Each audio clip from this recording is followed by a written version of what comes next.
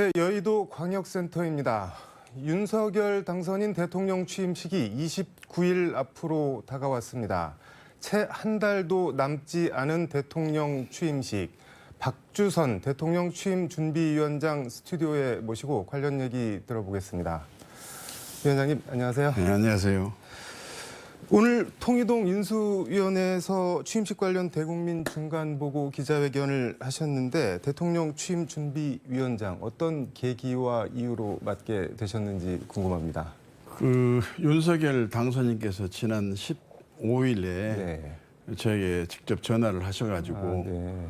취임 준비위원장을 좀 맡아달라고 해서 취임식과 이 취임사 준비가 여간 쉽지 않은 일이거든요. 네. 특히나 취임사는 대통령 5년의 국정 철학과 비전을 담아내야 하는 일이기 때문에 좀 제가 부담스럽고 그래서 네, 네. 사양을 했습니다. 그랬더니 국회 부의장도 지냈고 네. 또 국정 전반에 걸쳐서 해박한 지식을 갖고 있는 분이 선배님 아닙니까? 네. 하면서 꼭 좀 맡아주시면 성공적으로 마무리될 수 있다고 생각됩니다 하고 네. 거듭 말씀하셔서 네. 제가 윤 당선인을 통해서 정권교체를 해야 한다는 신념과 또 네. 판단으로 지지를 했고 또 당선을 위해서 미라르 역할이라도 네. 해왔다. 네. 그런데 윤 정부가 앞으로도 성공하기 위해 한다면은 네. 제가 미라르 역할이라도 해야 되겠다 하는 생각으로 제가 부족하고 미흡하지만 네. 제가 수락을 했습니다.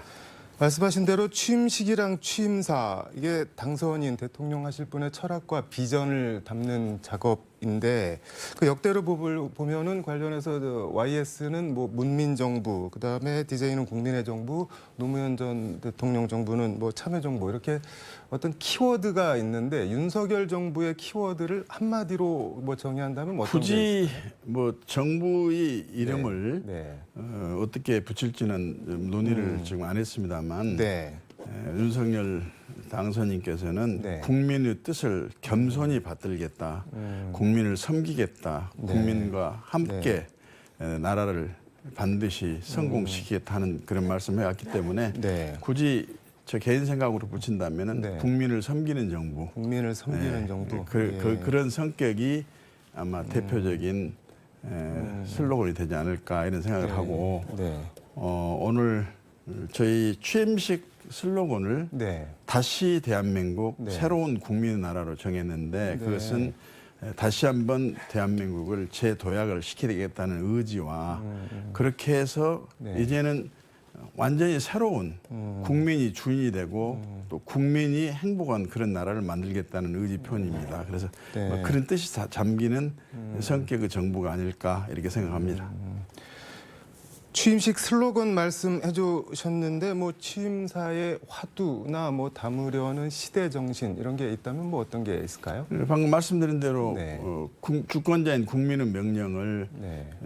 가장 섬기고 받들겠다. 거기서부터 출발해서 네. 나라를 새로 바꾸고 고쳐야 되겠다. 그 수단으로 우선 내세울 수 있는 가치는 공정과 상식, 정의와 법치, 통합과 화해, 막 이런 기조된 단어를 가지고 네. 5년 국정의 비전과 철학을 제시를 해야 된다 이렇게 생각을 하고 좀 준비를 하고 있습니다. 그 오늘 기자회견에서 엠블럼도 공개를 했는데 이게 전통 매듭 동심결을 네. 뭐 형상화했다고 하는데 이게 뭐 어떤 내용인가요? 동심결은 네. 이제 풀고 맺고 뭐 이제 이런 상징적인 우리 전통 공예라고 그럴까 민족 의리 담겨 있는 상징물인데 네. 국민 사이에서 일어났던 갈등은 풀고 또 새로운 나라 새로운 미래를 만들기 위해서 모두가 한마음 한뜻으로 함께하는 지금 국민이 함께 묶어지는 뭐 그런 동심결의 자세가 이번 윤석열 정부에서 필요하고 또 그렇게 돼야 된다는 생각에서 이렇게 엠블럼을 그렇게 제작을 했습니다. 네.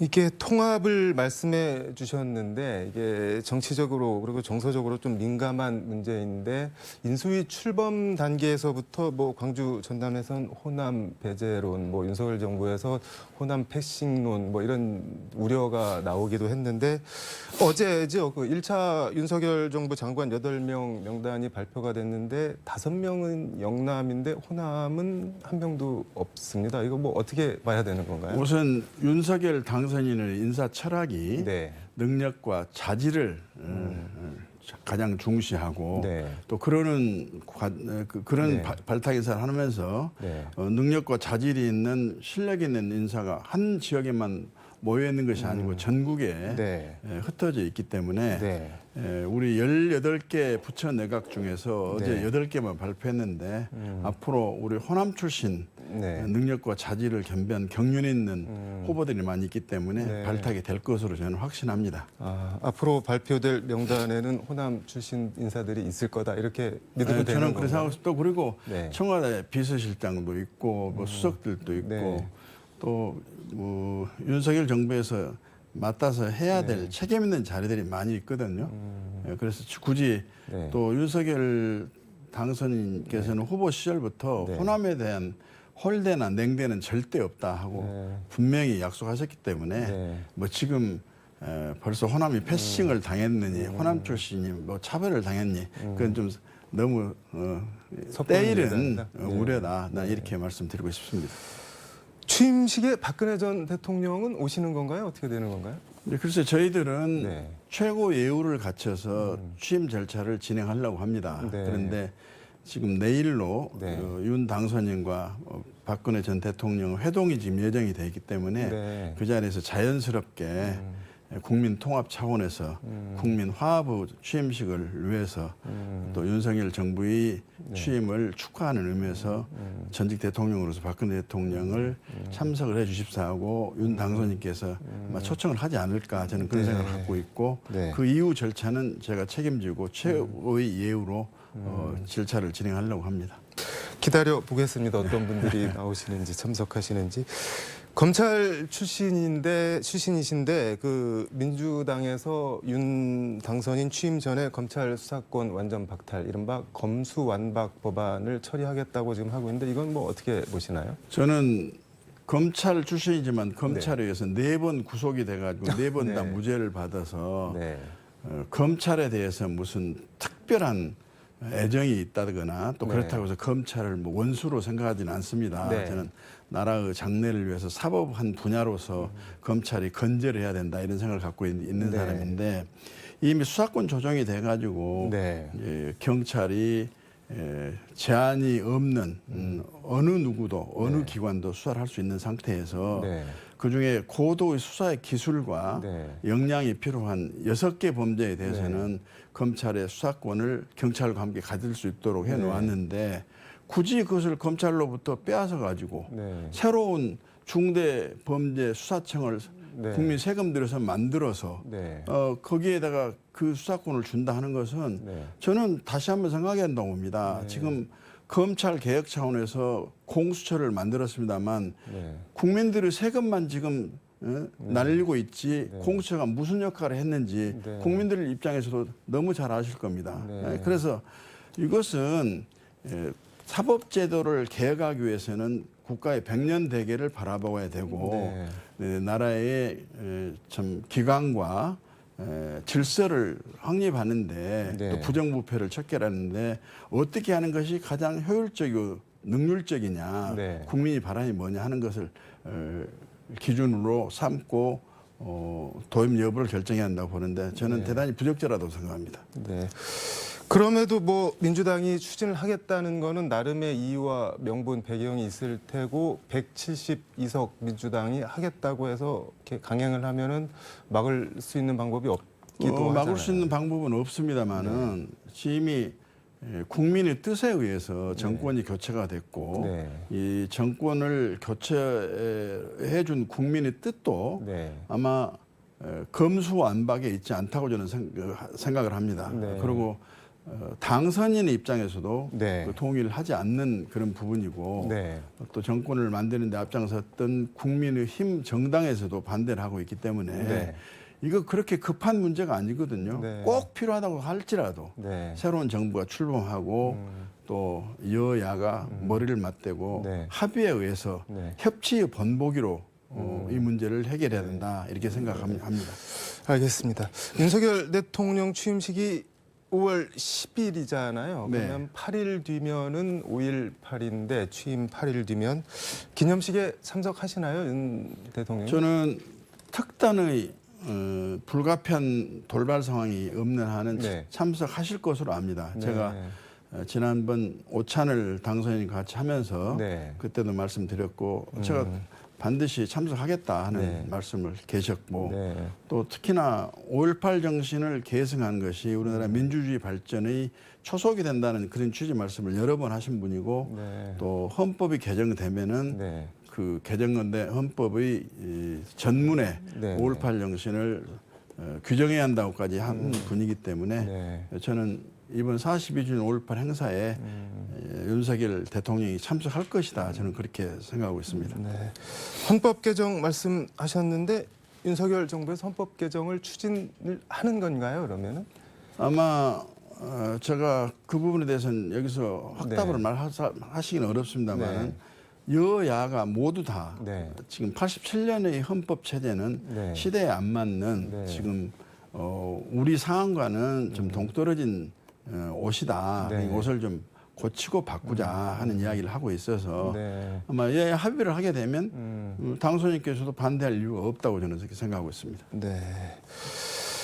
대선 국면에서부터 호남에서 윤 당선인 깃발을 들었던 만큼 영호남 화합, 나아가 국민 통합을 위해서 뭐 취임식 이후에도 하실 역할이 있으실 것 같은데 앞으로 뭐 방향이나 계획은 어떻게 잡고 계신가요? 저는 동서화합 미래위원장으로서 윤석열 후보를 도왔거든요. 네. 그런데 이 동서화합이 없이 대한민국의 국민 통합은 이루어질 수가 없습니다. 네. 또 동서화합은 어찌 보면은 아무 죄 없는 영남이나 호남 사람들에게 좀 너무 가혹한 현실입니다. 정치적으로 굴레가 씌워졌었는데 이걸 풀어내고 진정한 대한민국의 국력의 결집을 위해서는 동서화합이 절대 필요하다고 생각이 되기 때문에 그 역할을 좀 개인적으로 하고 싶은 생각이 있고요. 그다음에 어차피 윤석열 정부가 성공을 해야 그 성공의 과일을 윤석열 후보를 지지했던 반대했던 모두에게 돌아간 거기 때문에 윤석열 후보를 지지하지 않았다 할지라도 선거 전에서 지금은 윤석열 정부가 성공할 수 있도록 함께 해주고 힘을 보태주고 또 밀어주고 해야 된다고 생각이 되는데 그런 의미에서 윤석열 정부의 성공을 위해서 제가 필요한 역할이 있다 한다면 아주 작은 미랄이지만은 그 역할을 마다하지 않겠다 하는 것이 제 책임 있는 자세가 아닌가 이렇게 생각하고 있습니다. 네, 필요한 역할을 하시겠다고 말씀하셨는데 그 KBC 우리 시청자들께 마지막으로 인사 말씀이나 못다한 말씀 있으면 부탁드리겠습니다. 우리 사랑하는 KBC 시청자 여러분, 이번 윤석열 정부가 이제 새로 약 한 29일 후에 출범을 합니다. 윤석열 정부를 선거 전에는 출범에 동의를 했든 반대를 했든 간에 이전에 이 정부가 성공해야만이 우리 행복이 보장이 되고 우리 미래가 또 다시 건설이 되고 우리 국가의 장래가 확보가 될 수 있습니다. 모두 힘을 합해서 윤석열 정부 성공을 위해서 힘을 보태주고 또 정부를 끌어주기도 하고 밀어주는 역할, 특히나 나라가 어려울 때마다 우리 KBC 시청자인 우리 광주를 비롯한 호남인 여러분들은 고비고비에서 큰 역할을 해주셨기 때문에 그런 자세와 지혜가 절실히 발휘될 때가 아닌가 이렇게 생각합니다. 잘 부탁드리겠습니다. 네, 오늘 말씀 잘 들었습니다. 대통령 취임식 마치고 나면 한 번 더 모셔서 오늘 하지 못한 말씀 좀 뒷얘기들 더 들어봤으면 좋겠습니다. 오늘 감사합니다, 위원장님. 감사합니다. 네, 지금까지 서울 여의도 광역센터에서 박주선 대통령 취임 준비위원장 모시고 관련 얘기 들어봤습니다. 광주 나와주세요.